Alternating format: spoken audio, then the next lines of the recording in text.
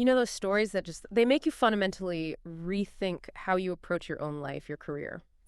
Well, today we're diving deep into one of those, a really remarkable account. We're opening up a listener-submitted sources to unpack this incredible journey of a professional from China. This individual navigated an intensely competitive academic landscape, made a really daring career pivot, and ultimately achieved not just remarkable success, but also this profound self-awareness along the way. It's just a powerful testament to discovering your true capabilities, often through the most unexpected challenges. Exactly. And our mission for this deep dive is precisely that, to pull out the truly impactful insights from this very personal narrative. We'll look at how what seem like setbacks can actually, illuminate personal strengths and weaknesses, and the immense courage it takes to completely shift career paths sometimes when you feel like you've already invested so much time and energy, and crucially, the ultimate wisdom maybe of understanding which kinds of suffering might actually be avoidable in life's often arduous journey.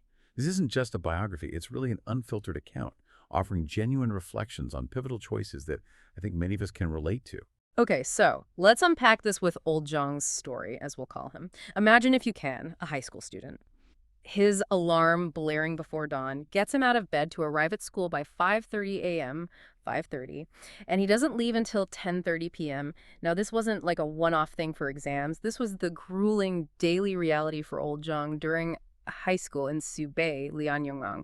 And to really get the weight of this, you have to picture a region in China known for being, well, the source says, insanely competitive academically, just off the charts pressure. Wow, 5:30 a.m. to 10:30 p.m. Yeah. So what did that academic environment actually look like day to day? It wasn't just the early mornings. They had daily Zhao, that's an intensive morning reading and study session, then a full day of classes, and then the evening self-study sessions. They weren't just quiet homework time. Old Zhang describes them as basically yang sheng gao shi, 2 full exams every single night. 2 exams every night. Every night. And not easy quizzes either, covering core subjects, Chinese, math, English, physics, chemistry, high-stakes stuff.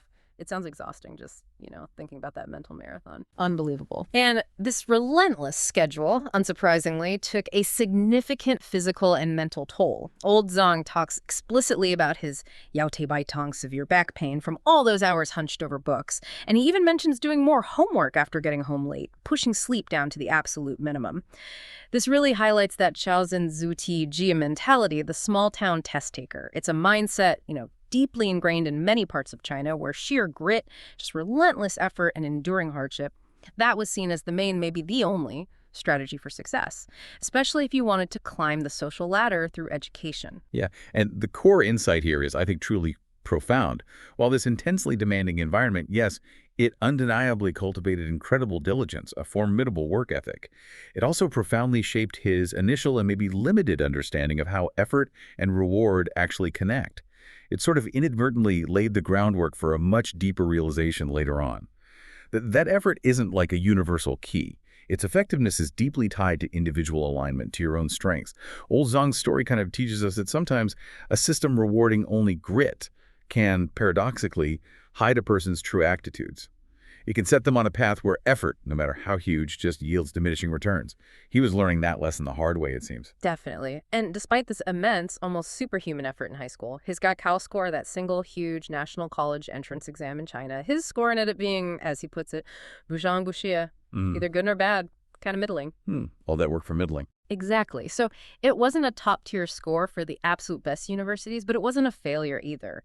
This result, plus his desire for a good university ranking, led him to choose a university really far from home, way down in Guangdong.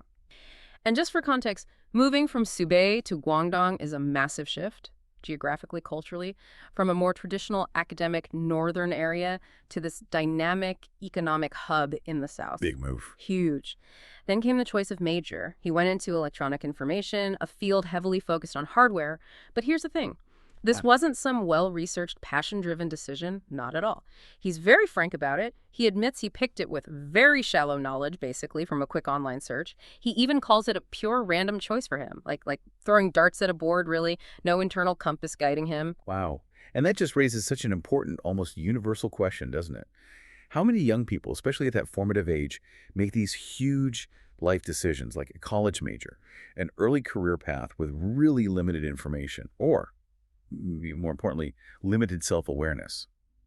Old Zhong's story is such a powerful illustration of the potential consequences and the often really arduous, sometimes painful journey of self-discovery that can follow when you realize, uh-oh, I'm not where I'm meant to be. His pure random choice really highlights how external pressures or just superficial info can steer us way off course, setting us up for years of feeling misaligned. Absolutely. And his struggle during university was profound, despite being Fei Chongli extremely diligent for all 4 years. And he did achieve that baseline goal of Mei Guake, not failing a single course.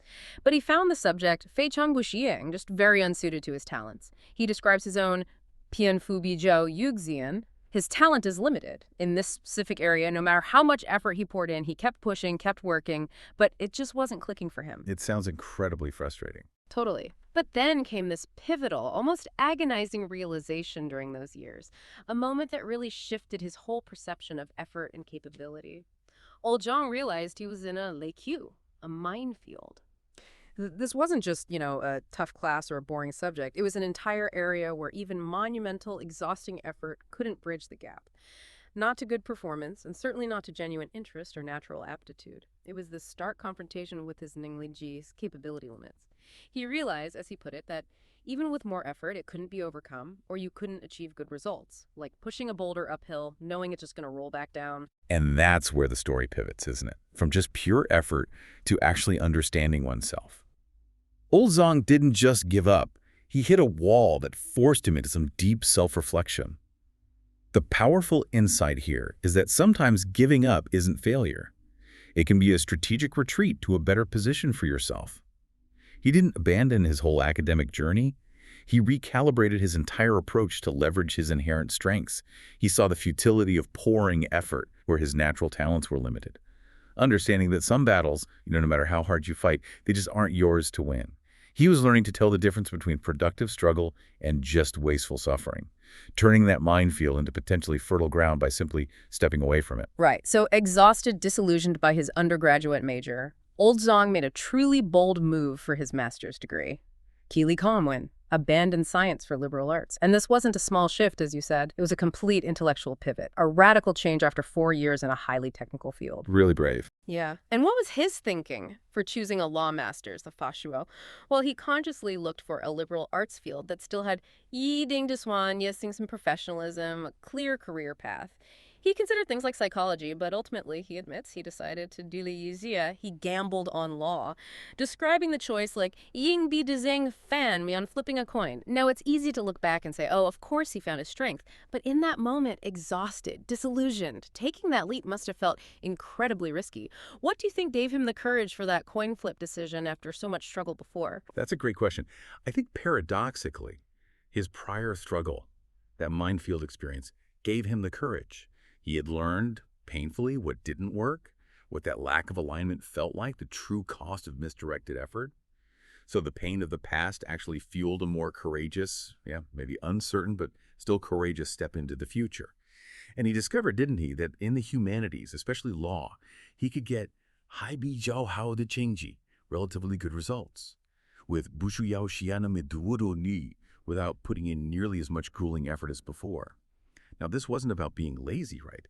It was about aligning his effort with his natural strengths, and that alignment just made his efforts far more efficient, more effective. He explicitly found the Zhang Zai Li, where his strengths truly lay. He realized he had Xiao Yu Xining Li some innate ability in this new direction he hadn't explored before. It wasn't about being smarter than others overall, but about finding a field where his particular talents could flourish, leading to a much more efficient and rewarding use of his hard work. Okay, so let's fast forward to today. Old Zhong is now a Lusu Hihuo owner law firm partner in Sunan, which is described as a second or third tier city. That's a significant achievement, becoming a partner. So after this dramatic coin flip pivot, what does this life of success actually look like for him now, day to day? Yeah, what's the reality? Well, it's certainly demanding. He describes his work as a fu xing de hang, service-oriented industry. It constantly revolves around clients, which means basically, no fixed work days or weekends. Clients contact him sushi anytime, day or night. If a client needs him, he has to be available. Definitely not a 9-to-5 job, not even close. It's intense. It is. He quantifies the hours. Weekly work hours. He says 50 gishaoshi, Yi Shunshun, she's 60, she do so 50 plus hours is normal, maybe even 60 plus hours a week. And it's high pressure, not just the hours, but the immense responsibility for Xi Jinzhuo pin his own work and Mei Fenshengor every single result he delivers for his clients. He's directly accountable for outcomes. That's a very different pressure than just needing to pass exams in university, you know? Absolutely. Direct consequences. Right. But this demanding work does come with significant financial reward. He reveals his Nianshuru de Huajuihukening 101 renmin bizuyu. His annual after-tax income is around 1 million RMB. That's a substantial figure, especially for his region. A clear marker of professional success, financially speaking. Definitely a big number. And he still has aspirations for the future. He's aiming for 200 won zuo, around 2 million RMB. But he also acknowledges this is pretty much the Tianhua and the ceiling for Putong runner ordinary people, as he puts it, in his city. So ambition, yes, but also a very realistic grasp of the limits within his professional environment, even at the partner level. Yeah, and this offers such a fascinating look at the trade-offs, doesn't it? In many high-achieving careers, especially after a big pivot like his. While the financial rewards Old Zhong has achieved are, well, undeniably substantial, the intense demands on personal time, that constant availability required by the service aspect, it means a perpetual balancing act. It really challenges any easy assumption that just finding your passion automatically leads to an easy or stress-free life. Often it doesn't. Instead, it requires a different kind of dedication, perhaps a more sustainable kind, because it's rooted in genuine aptitude. The key here, I think, is the quality of the demanding life.